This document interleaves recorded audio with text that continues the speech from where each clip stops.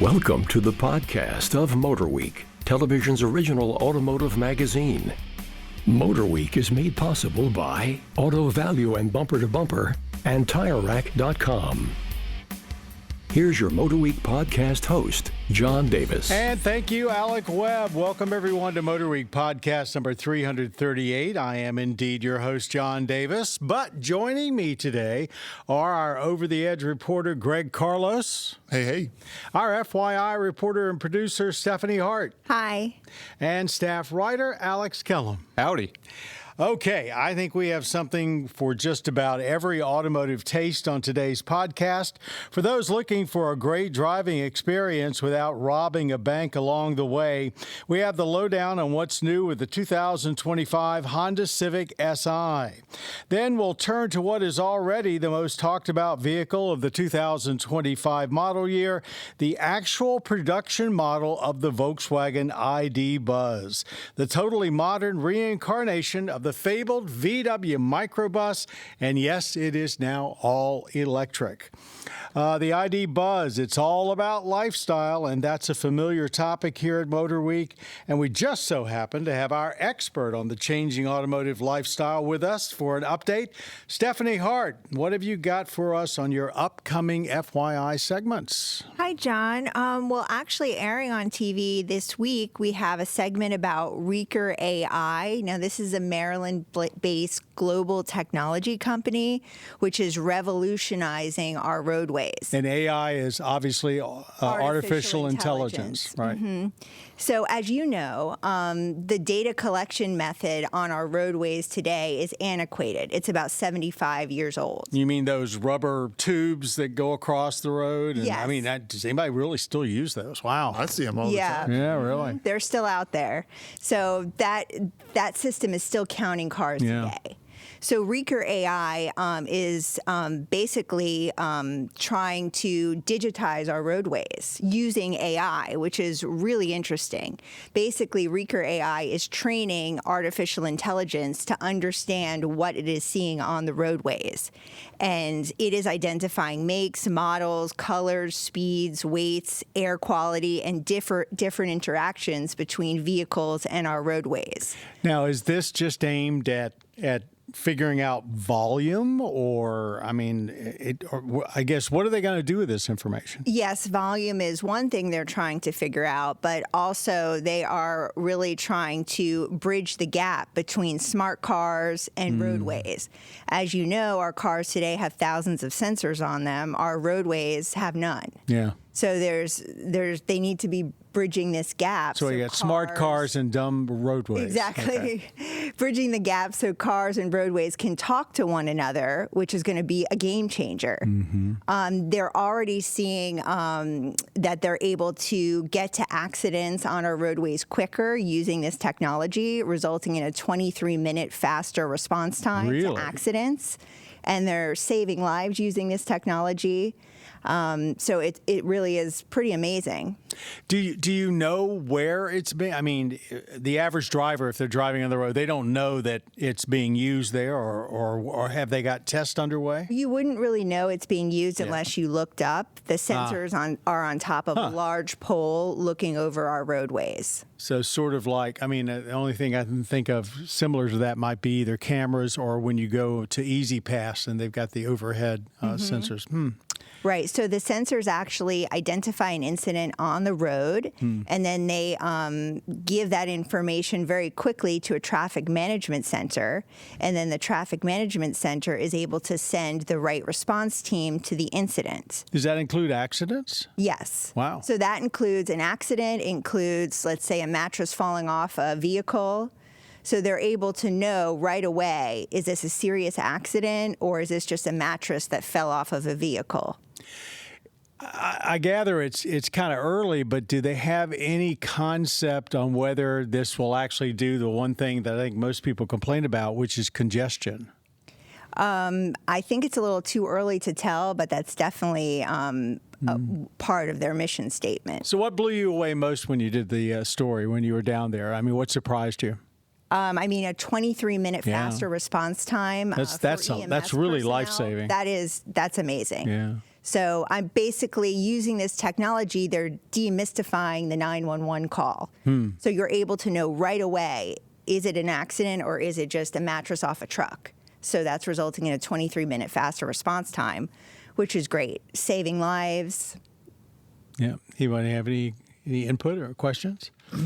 I mean, like, how would they cover all roads? You know what I mean? Like, is the plan to put like cameras like literally everywhere, or is it mostly sensors? Because like when you see traffic cameras on the news, they're only in select locations. Right. So how do they cover, you know, just these large swaths of road in the country without having like dark spots? Well, the idea is these sensors. So they would put like sensors inside of the road or above the roads, or Yeah, like a combination of cameras and sensors. Sensors above the road right now, and then nodes on the roadway. So like they would just be like whenever a road is built or installed, it would just be incremental like cameras like every 100 yards or 200 yards or quarter mile. Like because there's like think about how much road there is in the country, right? Like the idea would be to have all roads under this technology, right? So like. Is that a problem, or is that something they like think theoretically could like cover all roads? I think that is the goal. In 2021, the Infrastructure Investment and Jobs Act was passed, which made billions of dollars available to fund the modernization of roadways. So I think this is happening, but there's no like secure timeline in place at the moment. But obviously, it's a massive undertaking. It just so happens that this global tech company is based here in Columbia, Maryland. So are they only doing it in Maryland right now, or is it everywhere? It's everywhere. They're starting everywhere, yeah. Anything, Alex? It reminds me of a story I read a while ago about them talking about how the sensors in cars should start to communicate with roadways, but they actually used the example of a parking garage and using onboard vehicle systems to communicate with that particular piece of infrastructure. So the garage can say, oh, there's 3 spots left, and the nearest one's on level 3. So you don't hunt. Bay. Yeah, exactly. And the vehicle, if it was tethered to that system enough, the vehicle, if it had like a self-parking thing, it would be able to park itself. And I know that's very different from what we're talking about. One's about getting a good parking spot, the other saving lives, but still. Well, sometimes you get so angry when you're looking for a parking lot, parking space. Yeah, when you're already angry, you don't have to get angry. So. Well, it's a great, fascinating story and a little different for the FYI segments, as I think your next story is as well. Also, John, if people didn't see that FYI story, so it's available. AI, it's up now. It's on our website and on our YouTube channel right now, so they can check it out. And by the way, if you go to our YouTube channel, youtube.com/MotorWeek, go to features and then scroll down, and you'll find all of Stephanie's FYI segments. And then another story I'm working on is a really fun story, Dominion Lux condos. So these are posh, high-end track garage condos at Dominion Raceway. Which is south of Fredericksburg, Virginia. Thornburg, was it Thornburg? Thornburg, Virginia. Describe it. It's one of our favorite racing venues. Go ahead, sorry. Right off 95. Yeah. So I got to explore these condos, which are just really, really amazing. So some can be used as private getaways. Some are a place to socialize. Some are a place to store cars. Some are a place just to fix your cars. So there's a lot of options. They're not right on the track. They're on the about property. 2 minutes away. By private road, which is great, so your vehicle doesn't have to be street legal. You can just take this private road, which is in a great proximity to the track. Now, these, from my understanding, is these are not places where you can live. Right. They're not coded to stay overnight. So people can, they're garages, but they have places where you can relax and so forth. So some of them have finished lofts with kitchens. A lot of them have showers. So you can make whatever you want. Exactly. It's a great community. It really is. There's also a Chrome Lounge, which is a really high-end lounge where you can hang out with friends, maybe have a meeting, pool, flat screens, darts in there. sort of like a community vibe. That's there as well. So if you own a condo, you have access to that 24/7. There's also a wash bay.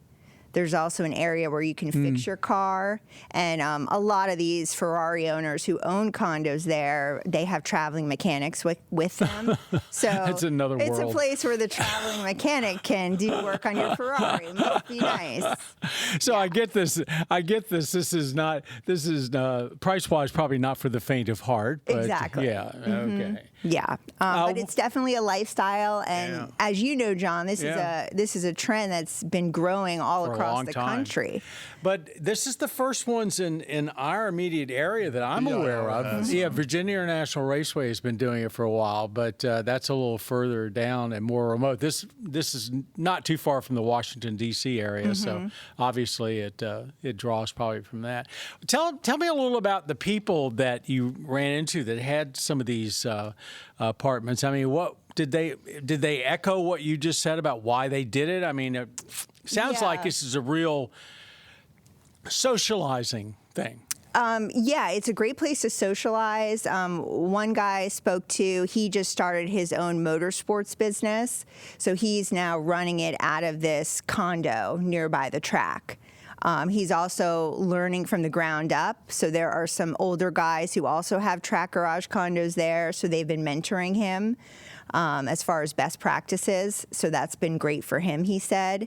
Another guy told me he also loved the proximity to the track, so he doesn't have to trailer his vehicle. And then another guy told me, he's fixing his car there in his garage. Yeah. And then he's just going right to the track to test it to see how it performs. So you can make adjustments without easily. Yeah. Well, that also sounds like a terrific story, and that'll be coming up in a couple of weeks. That's coming up in a few weeks. Okay. Thanks, Stephanie, very much. And remember, folks, you can see all of Stephanie's segments both on our MotorWeek.org website and over at our YouTube channel, youtube.com/MotorWeek, under the FYI banner. I'm going to take a moment to let everyone know there's also another way to get MotorWeek information and to see all of our videos. The brand new MotorWeek app, it's been around now for about 4 months. It's available from your favorite app store, and it works on all the most popular phones and tablets. Big deal for us is, for you and everyone else, it's 100% free, along with all of our MotorWeek road test videos and features like FYI, and it includes a unique EV Everything tab. And this allows you, if you're in the market or just curious about EVs, to quickly search all of the specs of every electric vehicle for sale in the U.S. now, both new and used. So we tell everyone, if you want MotorWeek on your phone, the best way is to go out and download the free MotorWeek app today and take it with you, and you will never miss a mile of MotorWeek. Okay, Alex. Yes. One of the most fun small cars in the history of this program has been whatever Honda has up their sleeve for the Civic. And the SI name is legendary right along with the Civic itself. So there are some substantial updates for the 2025 Honda Civic. What are they, and does it make it even more desirable than it ever was? And it's pretty darn desirable. Well, if you were to just go off of the press materials, they come out and say that the SI is more fun to drive now than ever before. Yeah, but that's and PR stuff. We got to experience that firsthand. So, yeah, 2025 does get a refresh, and that is cosmetically first and foremost, but that's not really the draw here. It is the same powertrain. Talk about that in a little bit. But one of the big things they've done here is they've actually strengthened the body a little bit to make it more rigid, more torsional rigidity here. And when you do that, for folks that aren't engineers, you make a vehicle handle better. Yes, a little bit less flex. Right. It can also affect ride on the downside, but go ahead. Yeah. So they've stiffened that body a little bit, and in turn with that, they've also retuned the suspension a little bit, and you can also now get optional summer tires. That's new. Yeah, that is brand new for it. It's a $300 option, and that's really the only. Only $300. Yeah, that's just not pay very for it much. later when you have to go to replace them. Yeah. But outside of that, there's no other there's other little tchotchkes you can get with it, but that's really the main like package or thing that you can get with it. It still has a 1.5 liter turbo 4-banger in there. That's 200 horsepower, 192 pound-feet of torque, and it's a 6-speed manual transmission. And that is, I think, my favorite part of it, not just because it's a 6-speed, but it's a very good transmission. Honda still knows how to make a buttery shifter. That shifter is sweet. Yeah. I did have a little bit of an issue with. It feels like they've kind of lightened the clutch a little bit, and the feel is just, to me, is gone. And it's not them. Like Volkswagen did it with the GLI. Like it's just kind of that segment of sedan now is just like, it's cool. And don't get me wrong, I love the manual transmission, but I will say, like, if you're used to like an older style of clutch, with some real resistance, it's just not there. What's funny is I drove this. I had it for the past weekend, and I drove this right after driving that WRX I talked about in the previous podcast. And I remember talking to Jessica about it and being like, there's like a perfect middle ground between the two, where it's like I'd take the clutch from the WRX and I'd take the all-wheel drive because I like all-wheel drive, but the engine and the shifter itself, like the patterns, it's super notchy. The H pattern, the gates are defined. Like it all feels really, really good. But they also updated the interior just a little bit. The main thing is that you can get Google built in to the infotainment system, which I'll admit I'm one of those people that just uses smartphone. I plug that in and that's it. But the Google built-in system is really good, I promise. I played around with it a little bit over the weekend. So if you're an SI fan and you don't have the current generation of the Civic, is this a big enough deal for you to make you? Because I heard a lot of people were a little disappointed with the current generation SI when it first came out. They wanted more. I had not heard that. The only thing I had heard is that people wish that, and I don't know how profound this is, like I don't know how many people believe this, but that there should be a hatchback version of the SI, which I could jive with that. I kind of want to the utility. Love the Civic. I love the Civic as a hatchback, and I like the SI for the handling. So a marriage between the two, I think, would be good. But I'm not really sure if. See, I didn't even know people were upset with this. Well, I don't think they're upset. I think they wanted, people they wanted more. I think when they hear SI, they wanted it closer to the Type R. Exactly. Well, you know what? You're a little bit closer to the Type R this time around because you got the LED shift light indicator above the digital display. That was cool. I noticed that. It's a super nice. cool touch. It's fun to rev it out and kind of get that little. See the little lights go across, kind of like an F1 car, which is very cool. You definitely want to rev it out too. Like, I mean, if you're like it. I found it hard to like smoothly shift.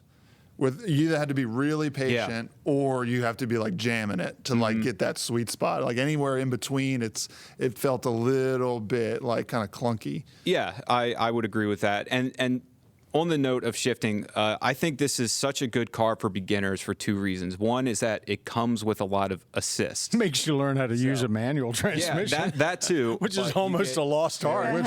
You have to beg the question, does it matter? Right. Of course it does to us.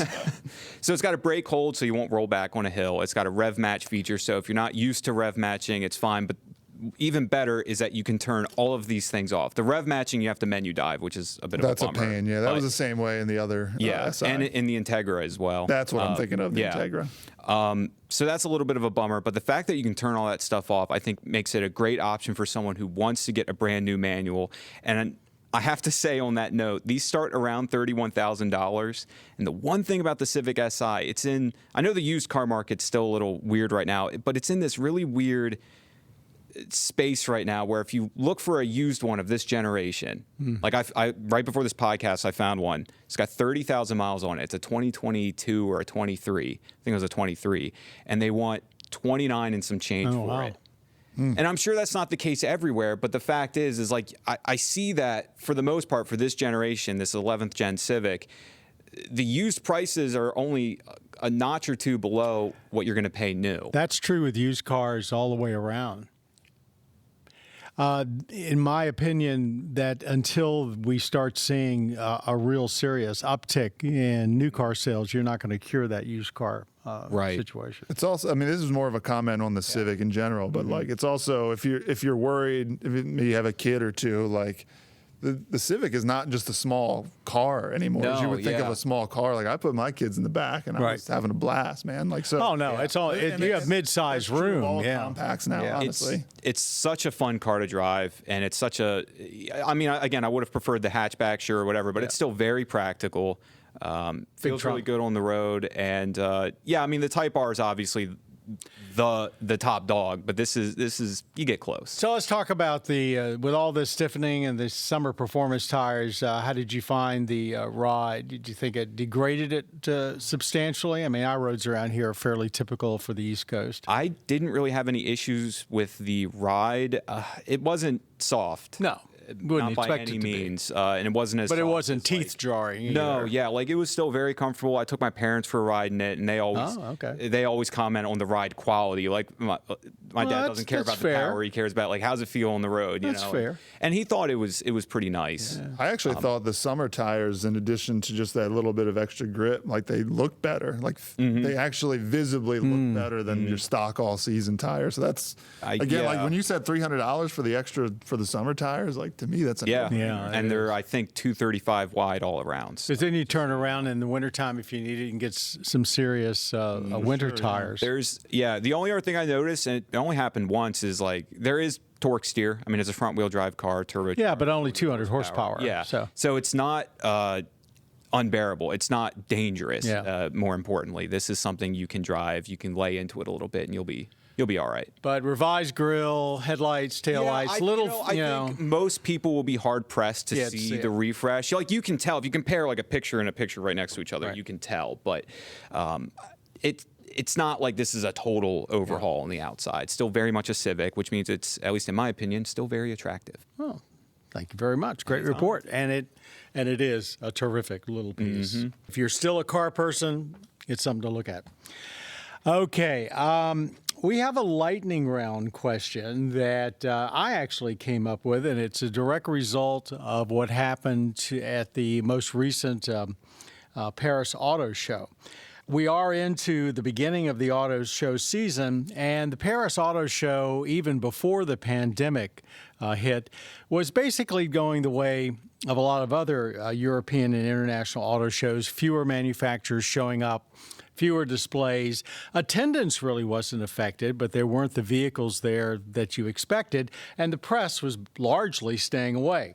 Well, that has all changed for the Paris Auto Show that just wrapped up about a month or so ago. The European brands came back in full force to show off their latest offerings. And according to the commentators, the reason is the increasing competition for affordable and tech-forward vehicles from where else? China. The Chinese EVs have been entering the European market, unlike here, where they pretty much stayed away so far. They have come in droves, very inexpensive in some cases, extremely advanced, hugely different than the Chinese vehicles we saw only 10 years ago. And the automakers found all of a sudden that these auto shows were a great place to go out and make their case for staying within the fold. Do you think this might spill over into some other international shows and even shows here? Because sooner or later, despite tariffs, we're going to start seeing some of the Chinese vehicles here. And I'm not talking about the ones already here, like from Buick and Volvo, but I mean, the Chinese brands. Yeah. So that's kind of, who wants to start off? I don't know if, I mean, I don't want to sound like a pessimist. This almost, to me, maybe feels like just like a one-off kind of like outlier type deal. It's interesting. I didn't know that. I didn't hear all the buzz about this. But I mean, if I am taking the stance of to bring back auto shows, like maybe now we've reached a point where the tech is so exciting. We've reached that advancement point where like we really need to show off this. And how do you do that? You take it to the people at the auto show, let them sit in the car. I would also say to your point about the Chinese companies coming in, maybe this is the Europeans saying like, okay, well, let's do a apples to apples comparison. Make sure that these customers get in a Chinese car, an affordable Chinese car, and then they get in our car, and we show them what our quality is like compared to them. So maybe that's kind of what they're thinking. That's what I think, have thought for years, like, why are you walking away from this venue where you get the public in? Forget the press. You know, I mean, come on. Yeah, I mean, for us, it doesn't matter. But like, if you've never been to a European or like an international auto show, like on different continents, their auto shows are huge. Like you go to Paris is a big one. Frankfurt was huge. I remember going to that one. Now it's in Munich, I guess. Yeah, I mean, we. So I could see like it being maybe the return of auto shows in Europe, because I feel like they take them a little more seriously than we do. I'm not so sure it translates to the North American market, though. Anyone else? Yeah, I don't think the auto show here in the United States is coming back. That may be just a European thing. I mean, the auto shows are so expensive to produce, to transport the vehicles. Everything is online now. Everything is on social media, 24/7 access. So a lot of the automakers are just choosing to reveal online now. And I think it's working well for them. So if they can save all this money. Well, that of course is their argument. I guess I admit to being old-fashioned. I'm looking at the consumer and thinking what Greg was just mentioning, the chance to actually hop in multiple vehicles, but maybe they don't want that. Maybe they don't want you to be able to easily compare your vehicle to someone else. Although I still go to Detroit, New York, and Washington, and even though there's not a lot of news there for folks like us, the crowds have not diminished. And even in Paris, the last time I went, which was just before the pandemic, there were a lot of people there. There just wasn't much to see. So, does it translate to sales, though? Well, that's a very good question. And obviously, their marketing people must feel it doesn't. The local dealers do, but it's not getting up to the headquarters level. We'll see what happens, I guess. Yeah, I'm going to use the solid answer of I don't know, but I will say. Gee, that's unusual for you. Right? You have an opinion, though. Yes. No, you have an opinion. Not much, but. I will say that, like, in theory, at least, capitalism is going to breed competition and thus innovation. And innovation doesn't have to be, the latest and greatest features. Sometimes it's, look, I can do the same thing 10 grand cheaper. So if these brands are going to come in and offer a product that is good, but then also something that's cheaper, that is going to entice consumers. Right. They are going to want to go to venues like this. I know we've seen, like, some brands, they want to offer, like experience centers for their like brick and mortar, like not quite dealerships, but places you can go like Porsche, to, like and Mercedes, BMW. Exactly, and you can go and you can experience, you can talk to them, and like I can't really speak too much on international shows, but I think here in the States, like maybe stuff like that'll work. But I think these auto shows, like if these Chinese-made vehicles are going to come over, that's going to be their place to try and show off, like, look what we can do. And I actually agree with the point that, like, do other automakers look at that as a place to say, like, oh, well, if they're going to pony up, we got to pony up. We got to go. Almost like nipping. Oh, yeah. Yeah. Like, don't let them even get a foothold Yeah, here. exactly. Like, And make sure we overshadow them. If they know that the Chinese are going to have this many booths, it's like, well, we need to come in and have a bigger show. So Exactly. I think that's exactly what happened. Happening in Paris. Yeah. So that's kind of where my line of thought is at. It'll be interesting to see how it plays out. I mean, the next big international show, Geneva, is gone and probably won't come back. So about this time next year, we'll be talking about Geneva Munich. once. I'm glad I was able to go before. Yeah. Geneva, I thought was a great show. It was a pretty cool show. It was kind of like a neutral territory. Yeah, for sure. Okay, we're going to now transition to an email and a fan question from Don. And this is a pretty mechanical question, but it does have wide-ranging implications if you are in the market for an electric vehicle. Is it better to buy an EV now with the more normal port, which is called a CCS port, it's the particular plug, and use the adapter for the Tesla superchargers, which is called the NACS? Or should they wait till next year when that NACS port will be pretty much normal on most vehicles you buy? To give you some background, the CCS port, which has been the most common port on every kind of electric vehicle other than Tesla's, There's been a lot of problems with not enough chargers. The chargers often don't work. While Tesla, with their superchargers, has had a much higher degree of reliability. And frankly, there are a heck of a lot of them. The last time I checked, there's almost 28,000 Tesla supercharger ports, not stations, but ports around the U.S. and about 2,500 stations as a whole, more than anyone else by a wide margin. So the automakers are now transitioning from this more traditional CCS port to the port that Teslas use, so people can, of all brands, GM, I think there's only a couple brands that haven't done it, Volvo, you name it, can use the Tesla port. So should they buy the adapter, which costs like $300 or whatever, or just wait? That's the question from Don. I was going to say, for some automakers, like I think Kia's doing it, they're actually starting to include... Give it to you. Yeah, they're starting to include those adapters. Look, I haven't played around with the adapters too much. They're a little heavy. I would imagine they probably work fine, you know, if you get a reputable one. But I always lean towards like eliminate extra hardware where you don't need it. It's another point of potential failure. So if you are looking to buy an EV or whatever, but you don't need it now, you can wait a little bit. You're just starting to shop. Maybe wait until they come standard with, assuming the one you want is going to have the North American charging standard port. If you're going to have that, go for it. But there's a lot of great leases right now on electric vehicles. There sure are. If there's a steal out there and you want to capitalize on it, it just so happens to come with a CCS, for 3 years, I'm sure you can live with an adapter. Yeah, I've used a couple of the adapters. They are a little heavy. They are a little unwielding. Some of them connect and disconnect a little difficulty. You mentioned it. If the vehicle comes with the adapter, and some do, and like I know Rivian does as well, get that one because that one's made for that vehicle. My first instinct is to say, if you can wait. But there's also no guarantee that the wait is a year. Like it could be even longer. We see these things get delayed all the time.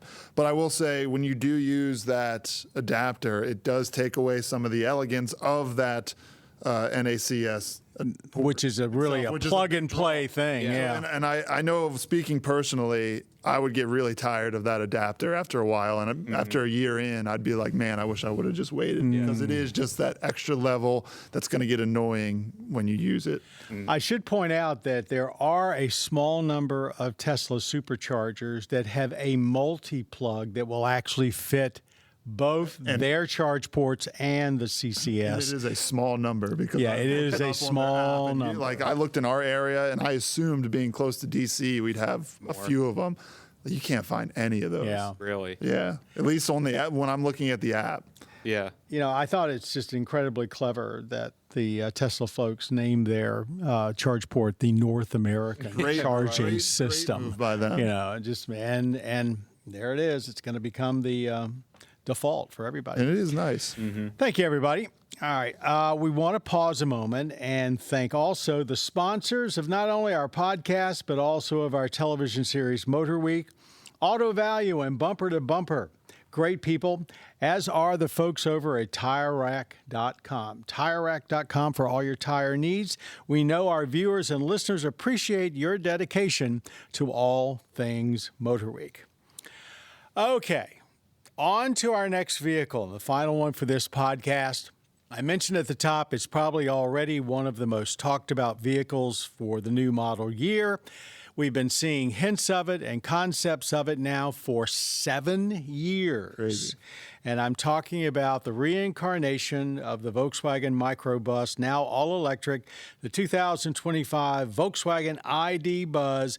Greg, you and I both have driven it, and we now have one in here at our shop at MotorWeek for everyone. It literally came out of nowhere, and it's here for a while. So why don't you start us off and give us an idea of what... I just came back from running an errand, and somebody had parked a full-size Chrysler minivan next to it. It dwarfs it. Oh, wow. You know, it looks substantially The Volkswagen dwarfs the... Yeah, the Volkswagen dwarfs the Chrysler. Go ahead. Yeah, so it's funny. So at this event in San Francisco, which was my first drive time, they did the presentation, and they told us that Volkswagen is, as in they, that this is the Buzz is roughly the size of an Atlas Cross Sport, which if you look at the Buzz by itself, and had they not told me that, I would never guess. No, I would have thought it was bigger. The Buzz looks so much bigger, Yeah, and I it really think does. it's because of the shape of it. It's just like a rolling rectangle down the street.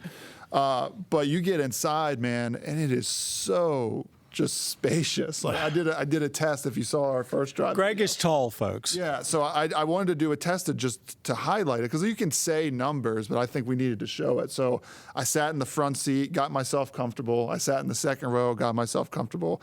Then I got into the third row, which, as everybody knows, is the row where they compromise space.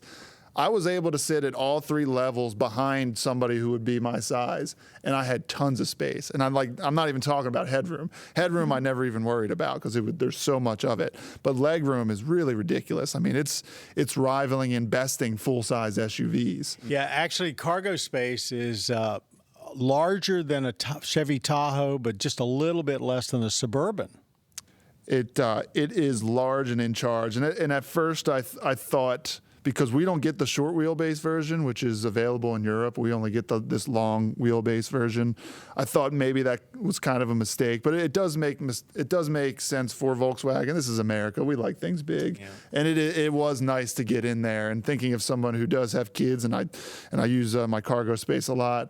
Having all that space is very nice. But let's get to the all-electric powertrain. It is a minivan, folks. It's a minivan. They're gonna, it's not a microbus. No. It's not mini. There's nothing mini about this. It's got minivan. sliding doors. Now Volkswagen's going to market this as an SUV probably, but let's be honest. They'll call it a utility. Yeah. They'll call it a microbus. It is a minivan.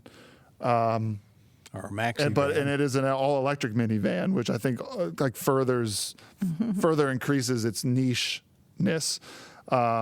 91 kilowatt-hour battery. That's not all usable. I think it's in the 80s. How much of that is actually usable? So that means range is 234 miles in base rear drive version, which is kind of meager, I guess would be the right word. It's when you're comparing it to an EV. 5 years ago, that was a big deal. It's not anymore. And you go up to all-wheel drive, it's 231 miles. I will say, while we were driving it, looking at the gauge readout, we were seeing more. It was more like 260 on a full charge.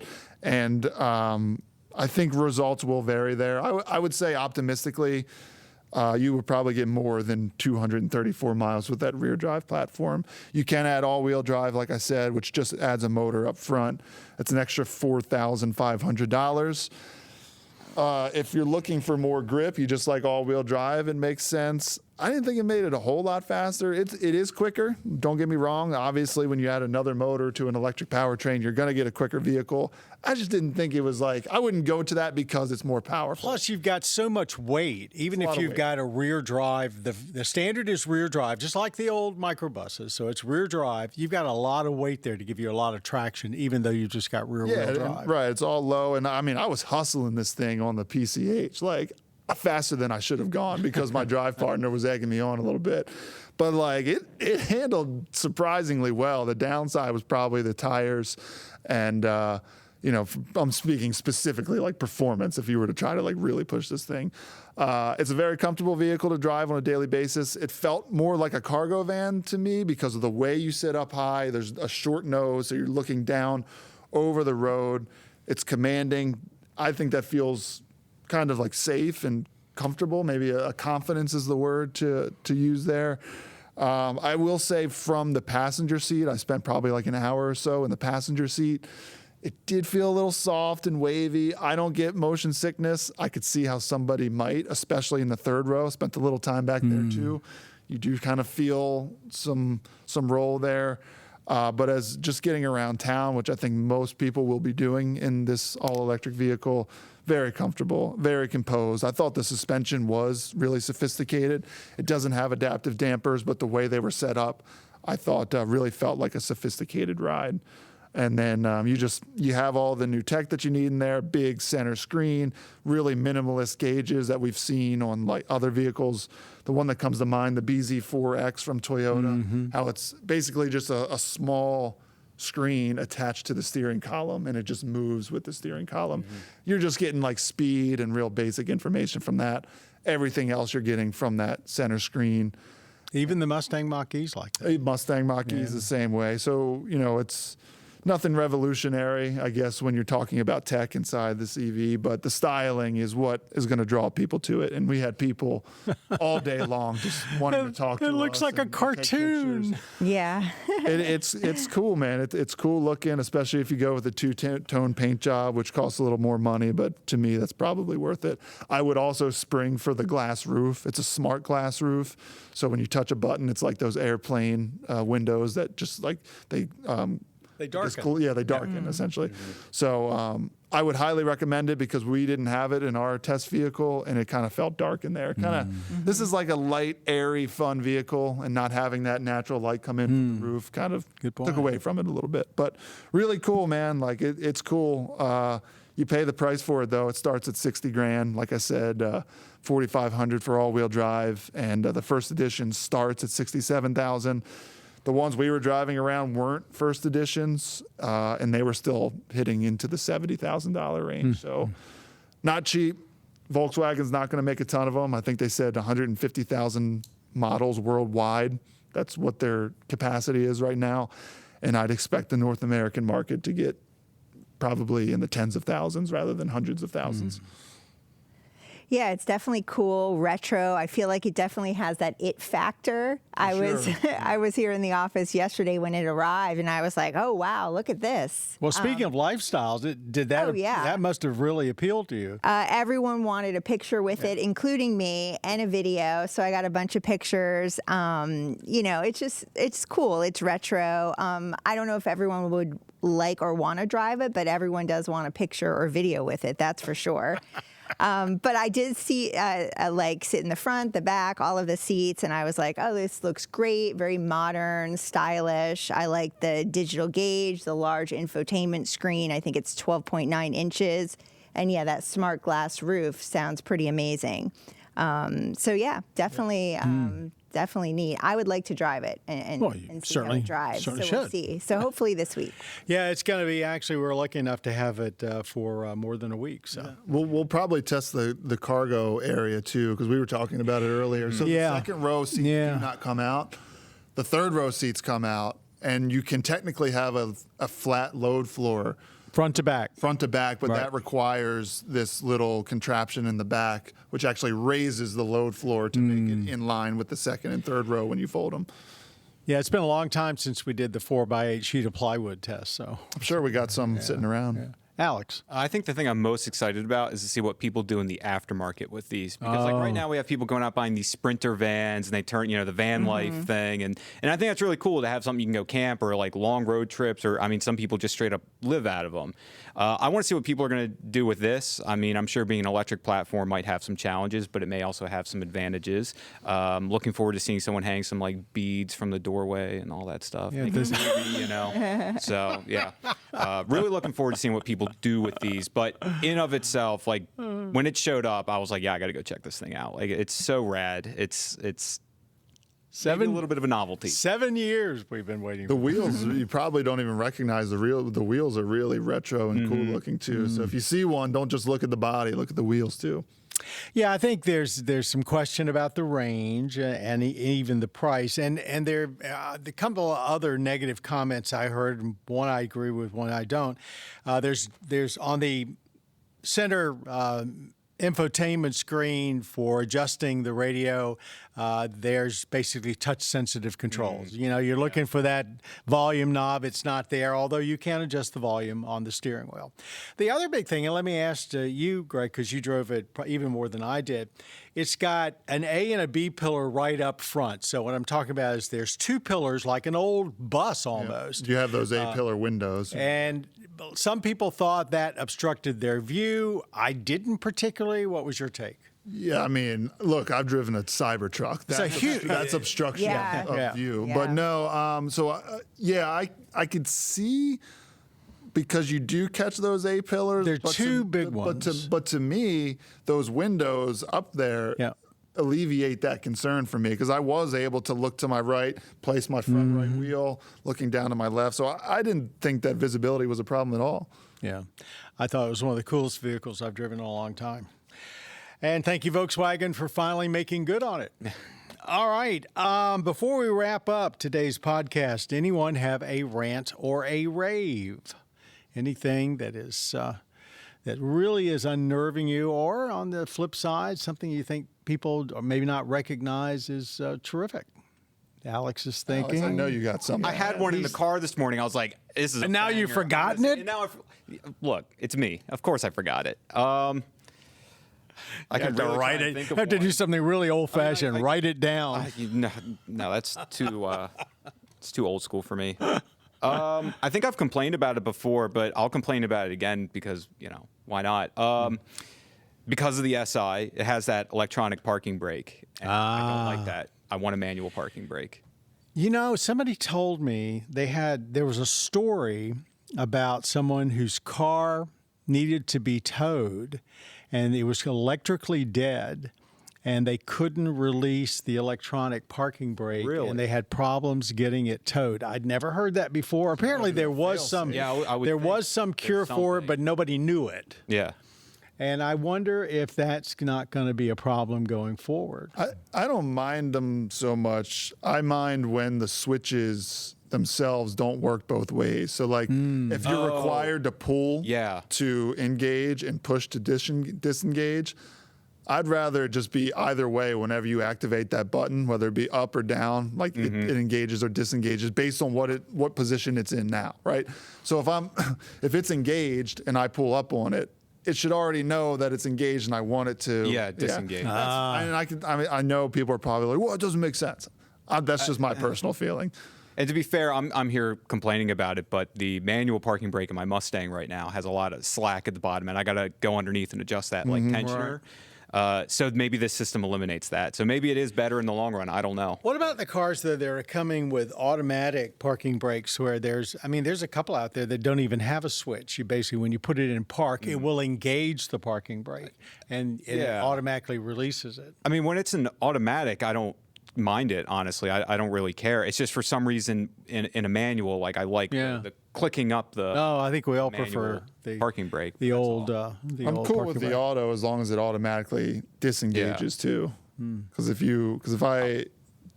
I'm not a parking brake setter. I don't know what that says about me because I don't really park on hills or anything like that, and I currently don't have a manual. But you need to use it just to keep all the cables and all or the motors active, because otherwise they rust up. This is true. Yeah. Yeah, I have an old pickup truck, and I make sure that it's got so much rust on it. Every time I park, I put the parking brake on. That's pretty mild for a rant and rave. I'll Is have that a better it? one next time, I promise. Everybody else? All right. Thank you, everybody, for listening to our podcast today. And I want to thank our staff writer, Alex Kellum, our FYI producer, Stephanie Hart, assistant road test producer, and Your Drive expert, Greg. You're not even on this list that I wrote out. Look at this. I cut and paste everything today, and I left our over-the-edge reporter, Greg Carlos, off. Thank you, Greg Carlos, for being a part of the podcast. I'm just happy to be part of the show. As we all are. Okay, now out there, if you're wondering what time MotorWeek can be seen on your local public television station, go on over to our website, motorweek.org, click on the tab Watch MotorWeek, then enter your zip code for the days and times in your area, or hop over to our cable partner, mavtv.com, for their schedule. You can also watch MotorWeek and other PBS programming anytime, anywhere with the free PBS app. Download the app now on your smartphone, tablet, or smart TV. And all of our individual road tests and features are also available, as I mentioned a couple of times before, at youtube.com/MotorWeek. In short, if you have a screen, you can watch MotorWeek. Alex Kellum also was our podcast producer today, stepping in for Jessica Ray. Audio engineering, Jillian Cookman and Nicole Phillips-Naylor. Thank you both. Podcast creator Bob Mixter. I'm John Davis. Thank you for being a part of MotorWeek. You have been listening to the podcast of MotorWeek, television's original automotive magazine. MotorWeek is made possible by Auto Value and Bumper to Bumper and TireRack.com. For additional information on podcasts, videos, and showtimes, visit our website at motorweek.org. And watch MotorWeek, television's longest-running automotive magazine series each week on your local PBS station.